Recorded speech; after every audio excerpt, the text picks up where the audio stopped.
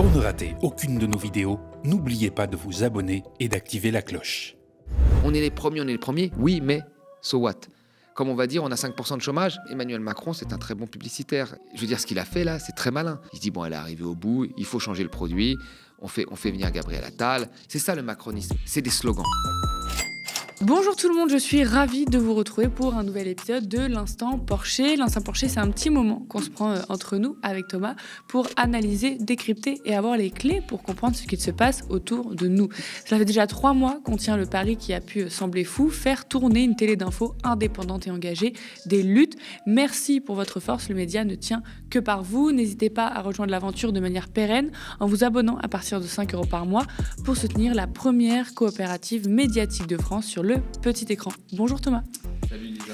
Et nouveauté pour 2024, je vous en parlais la semaine dernière déjà, j'intégrais souvent vos commentaires et vos questions dans la préparation de l'Instant Porcher. Sachez désormais que nous répondrons à une de vos questions économiques toutes les semaines, alors n'hésitez pas en commentaire de la vidéo sur YouTube. Et si vous êtes à la télé, vous pouvez envoyer un petit mail à contact@lemediatv.fr. Alors avec toi Thomas, aujourd'hui au programme, on va parler remaniement, Gabriel Attal, etc. C'est parti.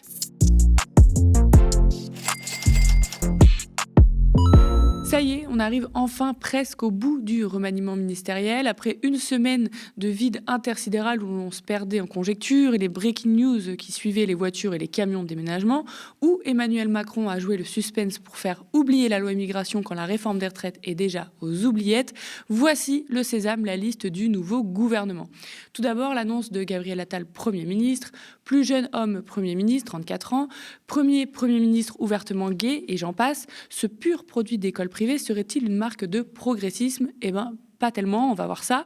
Ensuite, la composition du gouvernement. Alors sur le progressisme, on repassera entre le nombre historique d'anciens sarkozystes ou de pro-manif pour tous. Voici la liste officielle. Évidemment, la nomination de Rachida Dati, ministre de la Culture, fait couler beaucoup d'encre. Mise en examen depuis 2021 pour corruption et trafic d'influence passif, Rachida Dati, qui fustigeait le macronisme comme des traîtres de gauche et de droite, a été exclue des Républicains après l'annonce. Mais ce qui est intéressant à noter, c'est la disparition de certains ministères réduits à 11 contre plus de 15 auparavant. La santé, rien que ça, pour former un gros ministère avec le travail et les familles mené par Catherine Vautrin, participante de la Manif pour tous. La transition énergétique, envolée, fondue dans le ministère de l'économie, selon le média Contexte. Et ce n'est pas anodin de retirer cette compétence à l'écologie pour revenir à la situation sous Sarkozy. Et l'éducation qui a fusionné avec le sport et les JO, 2 domaines avec très peu de travail en 2024, me direz-vous. Disparition également du ministère du Logement ou des Transports. L'annonce des secrétaires d'État arrivera dans un second temps. Thomas, Mediapart parlait du nouveau visage du vieux monde pour décrire Gabriel Attal, le Premier ministre. On prend presque les mêmes et on recommence. Niveau économie, par exemple, Bruno Le Maire reste à Bercy une fois de plus. Qu'est-ce que tu en penses là de tout ça ? Macron, ça a toujours été le vieux monde, avec un visage jeune. Je me souviens quand il est arrivé en 2017, il y avait exactement le même enthousiasme de certains journalistes autour de Macron. On constate que c'est aujourd'hui autour d'Attal, c'est-à-dire que c'était un jeune qui avait fait une brillante carrière, qui était plutôt de gauche, c'est ce qu'on nous disait, mais qui avait derrière un programme économique très, très libéral. Et là, Gabriel Attal, c'est pareil, pour avoir débattu de nombreuses fois avec lui, et y compris avec Bruno Le Maire.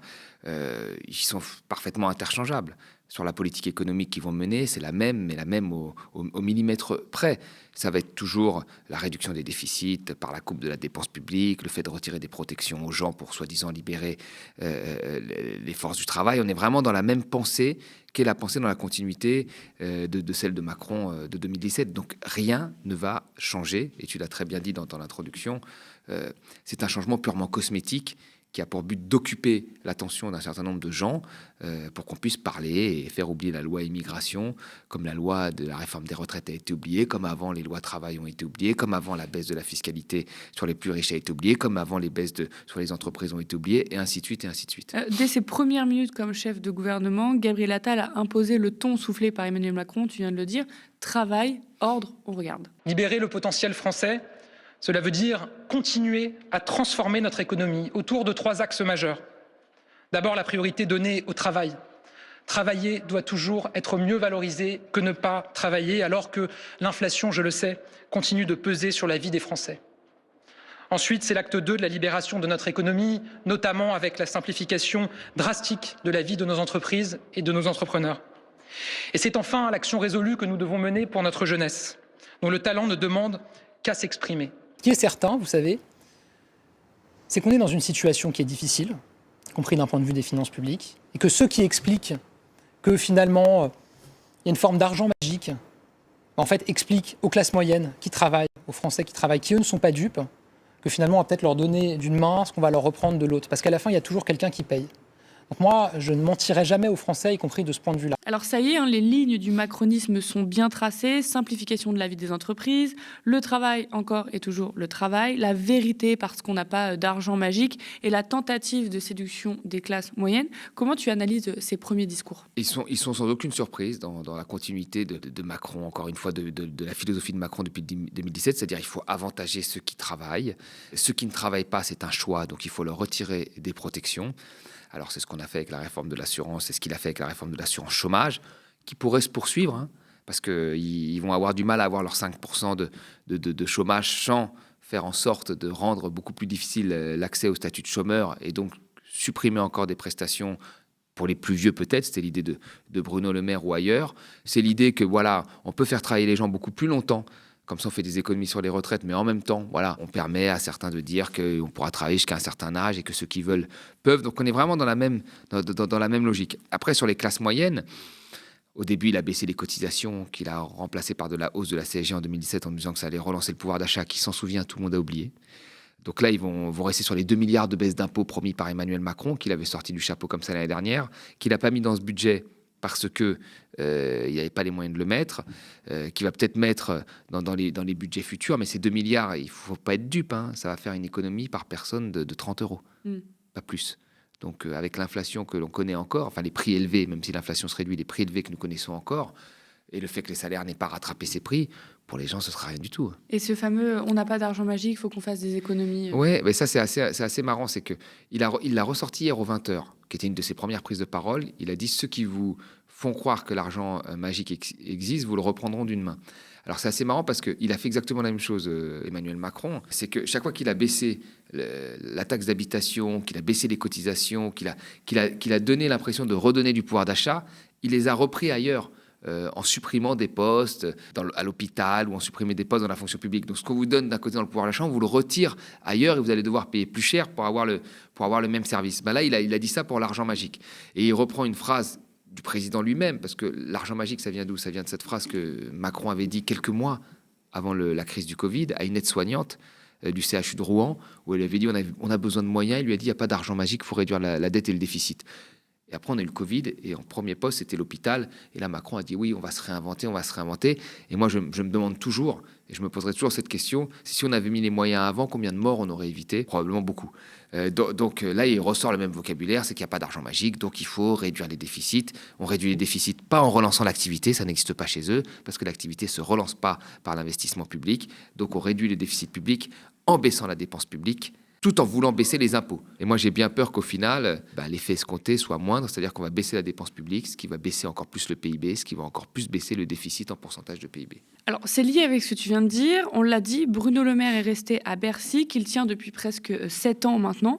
Le ministre de l'économie a présenté ses vœux aux acteurs économiques lundi dernier. Bruno Le Maire se félicite que la France est le premier pays à attirer les investisseurs étrangers. Décarbonation, réindustrialisation, emploi. Le ministre est très fier de son bilan, car sous l'impulsion du macronisme, l'économie a changé. Tout a changé parce que notre économie a changé. Et que sous l'impulsion de cette majorité, en 7 ans, l'économie française a rattrapé son retard, corrigé ses faiblesses majeures, affirmé ses ambitions. En 7 ans, nous sommes devenus une des premières économies décarbonées en Europe. Nous avons engagé la réindustrialisation de la France et je salue tous les capitaines d'industrie qui sont présents ici dans cette salle. Grâce à eux, nous avons créé 100 000 emplois industriels, ouvert 300 usines, réhabilité des sites, relancé le nucléaire. Nous avons rompu en 7 ans avec la malédiction du chômage de masse en France. Nous nous rapprochons du plein emploi qui est la norme dans les nations développées. Et le plein emploi doit redevenir la norme en France après 50 années de chômage de masse. Nous sommes devenus la nation la plus attractive pour les investissements étrangers en Europe. Alors, ce qu'on vient de voir, c'est lié à ce qu'on disait juste avant. Et même dans les commentaires de l'Instant Porcher, beaucoup de gens nous disent oui, vous décryptez tout le temps qu'il n'y a pas d'argent magique, qu'on nous retire des aides, etc. Mais on parle peu, alors on en parle un peu quand même, de ces bénéfices records des entreprises. Pareil, dans le discours de Gabriel Attal, il faut simplifier la vie des entreprises. Donc là, on parle des grandes entreprises, baisser leurs impôts, augmenter leurs subventions, que sais-je. Et là, par rapport à ce qu'a dit Bruno Le Maire, est-ce que c'est the place to be, comme il a dit lui-même, la France, c'est the place to be? Pour moi, le macronisme est rempli de phrases toutes faites comme ça. Quand on dit, par exemple, comme le répète souvent Bruno Le Maire, la France, c'est le premier pays d'Europe qui attire les investissements étrangers. Génial, surtout depuis la sortie du Royaume-Uni. Mais oui, c'est vrai. Mais ça veut dire quoi, ça? C'est quoi un investissement étranger? Les gens, ils ont dans la tête, en fait, l'idée que c'est une entreprise étrangère qui arrive, qui ouvre une usine et qui va créer des emplois. Mais ce n'est pas que ça. Ça peut être aussi une entreprise étrangère qui arrive, qui achète une entreprise française. Donc là, ça compte comme un investissement direct étranger, mais qui la restructure ensuite. C'est-à-dire qu'il va licencier des gens, en partie, etc. Et ça, c'est pas une bonne chose. Vous voyez. Donc quand on parle d'investissement étranger, il faut comprendre de quoi on parle. Et puis tu peux avoir des investissements étrangers parfois où ça ne crée pas d'emplois. D'ailleurs, en fait, en France, on crée beaucoup moins d'emplois par investissement étranger que dans d'autres pays. Mais ça, c'est une autre histoire. Et puis, il y a aussi le fait que quand on parle de réindustrialisation, de politique industrielle, il faut comprendre que s'il y a un investissement direct étranger, il y a un concurrent. Par exemple, sur l'automobile. On parle beaucoup de la voiture électrique. Macron a fait en sorte qu'il y ait un leasing sur la voiture électrique pour une voiture qui soit peu chère et les classes moyennes, voire modestes. Si vous faites rentrer un constructeur étranger, il porte atteinte à qui? Aux constructeurs français. Donc il faut faire très attention. Soit on a une politique de réindustrialisation, on a une politique de planification écologique, et donc on cite les acteurs qu'on va mettre en avant, qui doivent être mis en avant selon un certain nombre de critères. Création d'emplois en France, payer des impôts, etc., etc. Mais si on fait pas ça et qu'on dit oui, il y a de l'investissement, c'est génial, si on fait rentrer Tesla, je crois que les premiers affectés vont être les constructeurs français. Donc là-dessus, ça ne veut rien dire ce mot-là. Donc c'est une phrase creuse qu'on dit comme ça. On est les premiers. Oui, mais so what? Comme on va dire, on a 5% de chômage. Oui, mais si on a 5% de chômage et qu'il y a une explosion du travail précaire, on n'a pas résolu la question du chômage dans son ensemble quand on prend toutes les catégories. Donc c'est ça le macronisme, c'est des slogans en fait. Mais quand on creuse, c'est un peu plus compliqué que ça. Donc quand Gabriel Attal il dit moi je vais vous dire la vérité, je vais pas mentir aux Français. Il dit une vérité, mais en fait, c'est du slogan publicitaire. C'est-à-dire, Emmanuel Macron, c'est un très bon publicitaire. Là, je veux dire, ce qu'il a fait, là, c'est très malin. Il se rend compte qu'Elisabeth Borne a fait le sale boulot à coup de 49.3. Elle a passé la loi immigration, etc. Il se dit, bon, elle est arrivée au bout, il faut changer le produit. On fait venir Gabriel Attal. Sa jeunesse, son bagou, sa trajectoire scolaire va impressionner tout le monde. On ne va parler que de ça. Et on oublie le reste, on fait comme s'il y avait un renouveau. Mais il n'y aura absolument pas de renouveau. C'est un petit tour de manège, on fait changer les gens sur l'extérieur, mais sur le fond, rien ne change. Alors, ce nouveau gouvernement, c'est aussi un petit tacle à Édouard Philippe. Tant ces ministres-là sont à droite. Le fameux ni de droite ni de gauche, dont on était peu dupes, nous ici, s'est transformé en gouvernement et réforme dont pouvait rêver l'UMP, même le FN, on l'a dit pendant la loi immigration. La fameuse aile gauche qui n'était pas à l'aise avec cette loi a disparu du gouvernement. Thomas, comment a évolué là, le macronisme depuis 2017 ? Alors moi, ça m'a toujours fait halluciner. Et encore aujourd'hui, je vois des débats où des gens se disent c'est l'aile gauche, Gabriel Attal, c'est l'aile gauche parce qu'il vient du Parti Socialiste. C'est à peu près ça. Et je veux dire, Monsieur Apathy, l'autre fois, dans une émission, il disait, voilà, et c'est quoi être de gauche s'il n'est pas de gauche? Enfin, il y a vraiment une vraie confusion là-dessus. Il faut être clair. Macron, sur la politique économique, en 2017, il a été libéral. C'est-à-dire qu'il fallait baisser le nombre de fonctionnaires, suppression de 120 000 postes. Je veux dire, il critiquait beaucoup Pécresse quand elle voulait en supprimer 150 000, mais lui, il était à 120 000. C'était ça en 2017. Suppression de 120 000 postes.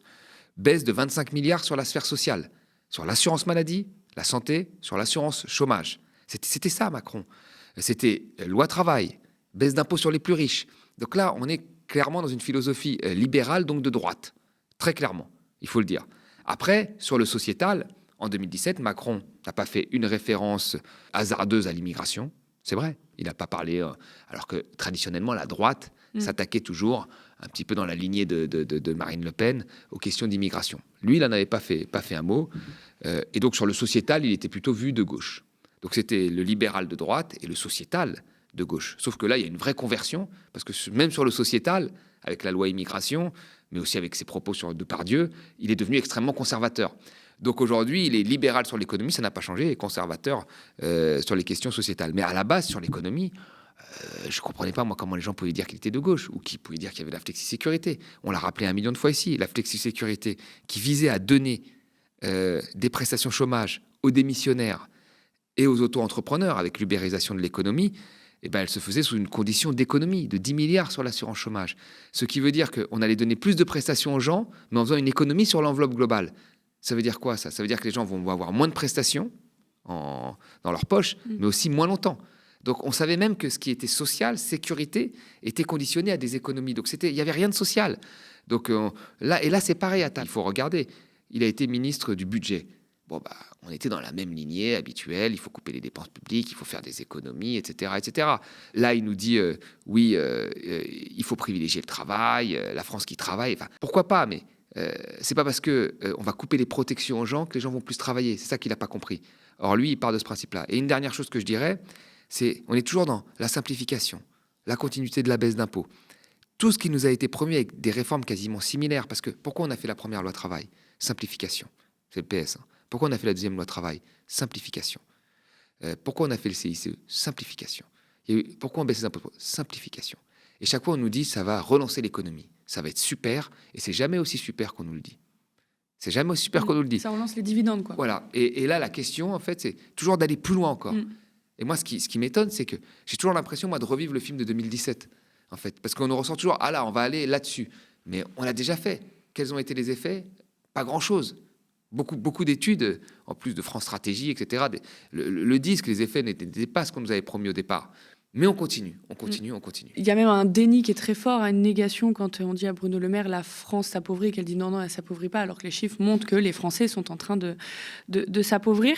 Dans son interview sur TF1, Gabriel Attal a parlé des PME. Il dit que l'Europe les protégerait selon lui. Est-ce que tu partages le même constat? Ah oui, là, ça c'est typiquement une phrase creuse. Alors moi la PME. Je les plains alors parce que c'est toujours un petit peu eux qu'on utilise un peu comme voiture bélier. Petites et moyennes entreprises. Vous savez, la loi travail, c'est bien pour les PME qui embauchent. Vous savez, la simplification, c'est bien pour les PME. Très bien, mais alors dans ce cas-là, pourquoi on ne fait pas un Small Business Act comme aux États-Unis, c'est-à-dire quelque chose qui ne concernerait que les PME? Mais c'est jamais le cas. Donc, il y a tout un tas de gens qui en profitent. Enfin, le CICE, c'est le 440 qu'on a le plus profité. La loi travail, c'est pareil, c'est toutes les grandes entreprises. Mais on utilise le PME comme voiture bélier. Et là, hier, c'est exactement ce qu'il a fait. Il a dit, oui, l'Europe, c'est super. Ça permet de demander aux petites PME qui exportent. Alors, vous savez, les PME qui exportent, c'est très minoritaire. Quand vous regardez les exportations aujourd'hui, les exportations, 80% des exportations françaises, c'est des grosses entreprises, des entreprises de taille intermédiaire. Donc, c'est quand même déjà les PME, elles exportent très peu. Les PME, leur concurrence est souvent locale. Et l'Europe, pour le coup, joue contre eux. Parce que on l'a souvent dit ici, vous êtes un petit restaurateur où vous avez un petit café, et en face, vous allez avoir une grande multinationale qui, elle, paye ses impôts en Irlande, qui a une pression fiscale beaucoup plus faible que vous, qui joue l'Europe plein pot en délocalisant ses espaces de production, etc., et qui est localement en concurrence avec vous, qui ne pouvez pas délocaliser, qui avait une pression fiscale plus forte, etc. C'est pareil pour tout, pour les libraires, etc., avec Amazon et ainsi de suite. Donc, on est vraiment dans une concurrence déloyale qui est organisée au niveau européen. Et quand on regarde aujourd'hui les chiffres de croissance de l'Irlande, les chiffres de productivité de l'Irlande, c'est des chiffres, mais des chiffres Eurostat, des chiffres officiels. C'est des chiffres, quand vous regardez ça, qui sont complètement anormaux, dus à l'évasion fiscale. Et on fait comme si on ne voyait pas ça. Je me permets de poser la question car j'ai vu le ras-le-bol des gens de part et d'autre pendant ce remaniement. Est-ce que tout ça, c'est pas un peu une mascarade de pouvoir attribuer des ministères complètement différents, quel que soit le domaine de compétences, de voir des allers-retours, des gens qui ne connaissent rien mais on dit bon, c'est pas grave? Si, en fait, la politique, et on l'a aussi dit souvent ici, et malheureusement, ça concerne tous les partis, c'est devenu un concours de beauté, c'est devenu un spectacle. C'est de changer les gens, d'avoir quelqu'un de très jeune, c'est une politique spectacle. Sur le fond, absolument rien ne change depuis très longtemps. Mais ça doit bouger, donc ça fait partie du jeu. Et moi, ce qui m'étonne le plus, c'est, je pense que les Français sont pas si dupes que ça, puisqu'il y a des taux d'abstention énormes quand même. Donc, ils ont très bien compris que chacun servait ses intérêts. Mais malgré tout, il y a encore des gens qui s'y arrivent à se dire bon, lui, je l'aime bien, je vais voter pour lui, il a une bonne tête, je vais voter pour lui, sans penser au fond. Parce que le fond, il y a rien de nouveau. La politique, depuis des années, en réalité, c'est une carrière professionnelle. Et je pense que Gabriel Attal a fait une super carrière professionnelle. Il a fait Sciences Po, Il a été dans un cabinet, tout de suite de Marisol Touraine. Il s'est fait élire à Vanves, mais je ne pense pas qu'il connaisse énormément Vanves. Enfin, il a plutôt grandi dans les quartiers, dans les beaux quartiers. Donc, il s'est fait élire à Vanves. Peut-être que c'était une circonscription qu'on lui a donnée comme ça, comme on le fait aussi énormément à gauche, soit dit en passant. Tout le monde y pense. Ce qui est une honte. Parce qu'à gauche, en plus, on prétend avoir une forme de valeur. Il a eu ça, et après, il est rentré au macronisme, avec Macron, député, puis il a fait sa carrière professionnelle. Et en fait, la politique, pour beaucoup, c'est une carrière professionnelle. Et ça je trouve ça assez problématique. Parce que l'important, c'est de trouver les bonnes alliances pour monter. Donc ça devient de plus en plus pauvre intellectuellement, ça devient de plus en plus pauvre, et on reste sur du buzz, sur des sondages, et en fonction de ces sondages, on fait monter des gens. Alors Rachida Dati est une personnalité que les gens aiment pour son franc-parler, donc on va la refaire monter, puis ça va affaiblir la droite, et comme la France est à droite, il faut qu'on ait des gens de droite, et puis comme les gens qui ont du succès sont plutôt jeunes, il faut qu'on ait un jeune. La sortie de tous nos problèmes sera politique, ça c'est sûr, la sortie sera politique. Et c'est ça, moi, qui me pousse encore toujours à aller voter. Mais j'arrive de plus en plus à comprendre qu'on n'aille pas voté. Parce que c'est un cirque. Tu votes pour quelqu'un de droite, il critique tout le temps Macron, il se retrouve avec Macron. Tu votes pour quelqu'un de gauche qui critique tout le temps Macron, il se retrouve avec Macron. Enfin, qu'est-ce que tu penses que quelqu'un est de gauche, il se retrouve avec Sarkozy dans le gouvernement après. Enfin, on est où là? Enfin, il y a un ministre qui est d'un ministre de gauche, puis il crée autre chose, il n'arrête pas de critiquer son prédécesseur. Non, mais c'est ridicule. C'est ridicule. C'est parfaitement ridicule. Oui, il y a deux choses qui tournaient beaucoup. Mais partout. Ouais. Enfin, je veux dire, on s'envoie tous des boulets de canon, on n'est pas la même gauche, etc. Et puis après, on se fait un accord électoral en 2 semaines pour retrouver son poste. Et puis après, on se redispute. Tout ça est ridicule. C'est quand même ridicule quand on regarde ça. Si on fait pas de politique, c'est ridicule. Oui, c'est ça. Soit on n'est pas d'accord, soit on est d'accord sur le fond un petit peu, mais sinon c'est ridicule. Ce qui avait participé au ras-le-bol aussi, c'était qu'on pouvait passer de ministre de la Santé à ministre du Travail à ministre de l'Industrie. On se dit, mais comment c'est possible de pouvoir trois domaines complètement différents, où quand on est censé être ministre, bien savoir son dossier. Et puis l'autre truc, c'était de voir des ministres nous parler de travail sans cesse, alors qu'ils n'avaient jamais en fait vraiment travaillé, quoi. Tout à fait. Et alors, pour le coup, là, on a un Bruno Le Maire qui est là depuis 2017, donc pratiquement 7 ans. Donc lui a une continuité dans l'application. Mais après, oui, on a l'impression qu'on peut rester 3 mois dans un ministère, puis passer dans un autre ministère, il n'y a pas de souci, les dossiers changent. Mais de toute façon, là, chez Macron, l'important, c'est l'économique. C'est l'économique. Le reste, alors il veut finir avec des très beaux chiffres, il veut finir quand même avec une forme de code de popularité un peu sympathique, mais il veut finir avec des bons chiffres, parce qu'il sait que c'est les chiffres qui resteront. Mais l'importance pour lui, c'est l'économique.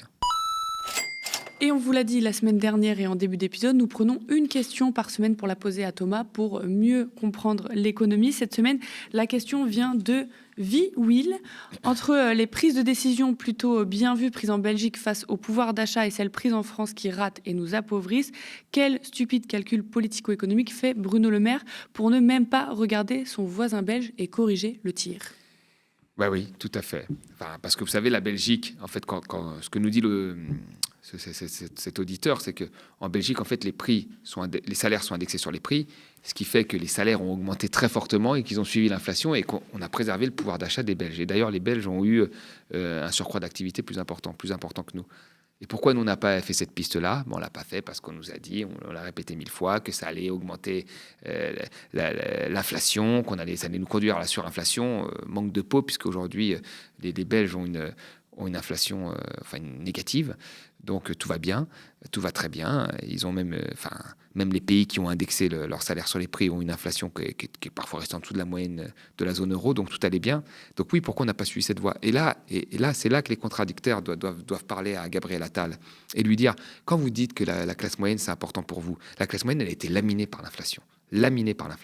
Mais vraiment, plus que les bas salaires qui sont protégés, notamment le SMIC, qui sont protégés avec l'indexation. Pourquoi eux n'ont pas choisi d'indexer les salaires, comme nous l'avons dit 1 million de fois ici, au moins jusqu'au salaire médian ou moyen, pour protéger la classe moyenne? Pourquoi ils ne l'ont pas fait? Ça, c'est une question qu'on doit leur poser. Si la classe moyenne, c'est important pour vous, vous n'avez pas baissé leurs impôts. Vous avez reporté ça, vous l'avez dit, vous avez reporté ça. Puis vous avez refusé tous les mécanismes d'indexation. Donc vous avez appauvri la classe moyenne comme jamais ces 2 dernières années. Donc c'est ça pour vous de protéger la classe moyenne, vous voyez? La Belgique, eux, avaient des mécanismes d'indexation datant d'avant. Tout s'est bien passé. Voilà. Merci à vous, chez vous, d'avoir suivi cet épisode de l'Instant Porcher. Ça fait déjà 3 mois qu'on tient le pari qui a pu sembler fou, faire tourner une télé d'infos indépendante et engagée, des luttes. Merci pour votre force, le média ne tient que par vous. N'hésitez pas à rejoindre l'aventure de manière pérenne en vous abonnant à partir de 5 € par mois pour soutenir la première coopérative médiatique de France sur le petit écran. Nous sommes ravis de décrypter l'actualité avec Thomas chaque semaine. Merci pour tous vos pouces en l'air et commentaires qu'on lit sous la vidéo YouTube. Spectateurs, abonnés, donatrices et sociaux, je vous dis à la semaine prochaine.